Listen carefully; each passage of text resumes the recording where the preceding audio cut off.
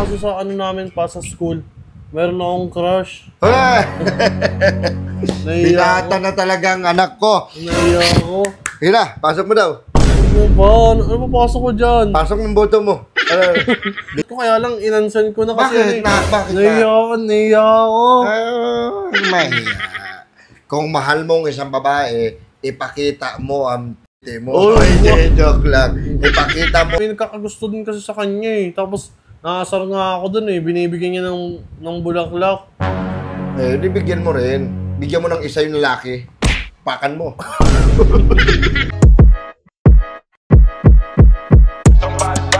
Burger sa akin. Labog ka! Pa. Nakakatawa talaga to si Malupitong kaso sayang eh na wala yung account niya, yung 5 million followers. Ay pa. Sabihin sana ako sa'yo pa eh. Nanonood ako dito eh. Saglit lang to po. Nagtitingin-tingin ako ng mga chicks eh. Uy, sabihin kita kay mama. Ay! Sabihin kita kay mama. Papaluin kita. Sige na, hindi na. Ano ba yon? Pa kasi sa ano namin pa sa school, meron akong crush.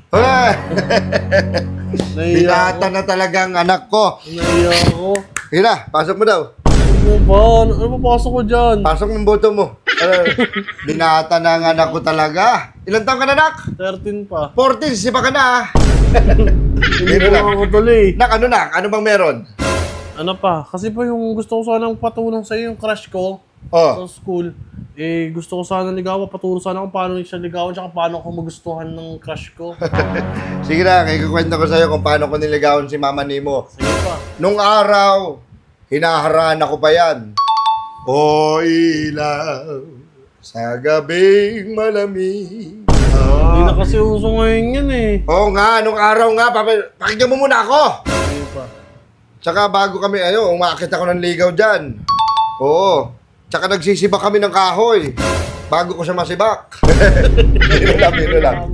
Hindi, yung mama mo na yan, pinikot ako niyan. Sabi nga ikaw doon ang pikot. Ay, siya. Kasi ako, papa mo, lintik din sa kagwapings. Parang si Richard, Eddie Gutierrez. Oh, shit! Diba?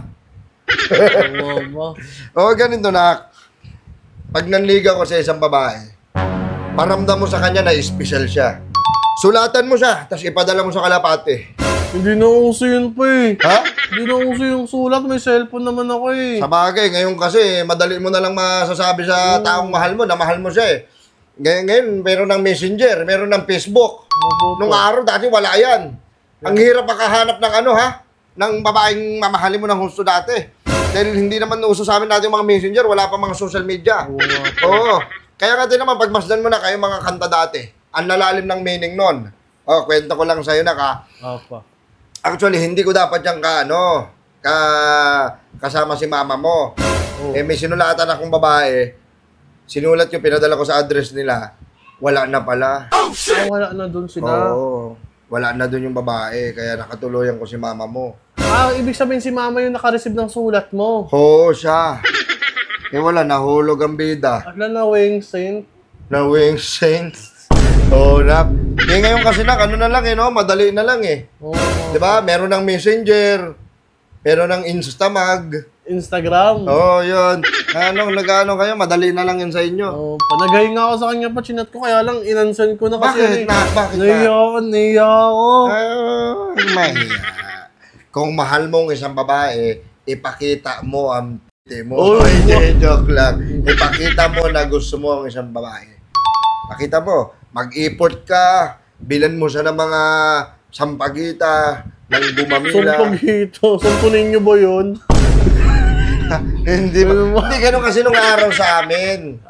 Ngayon kasi, mga binibigyan nyo na, chocolate, teddy bear, snow bear. Kay mama ko kasi sinabi, papagalitan ako ni mama. Papagalitan ka nun na mama mo, sasabihin nun, mag-focus ka sa pag-aaral mo. Sa'yo ako sabi. Yung gusto kong gawin, kaya lang may nagkakagusto din kasi sa kanya eh. Tapos nakasar nga ako dun eh, binibigyan niya ng bulaklak. Di bigyan mo rin. Bigyan mo ng isa yung lalaki. Pakan mo. Bigyan ko na lang pa ng isa yung lalaki no, kasi wala naman ako mabibigay pa sa kanya eh. At saka dalhin mo dito, pakilala mo sa akin. I-reserve ko sa inyo isang kwarto.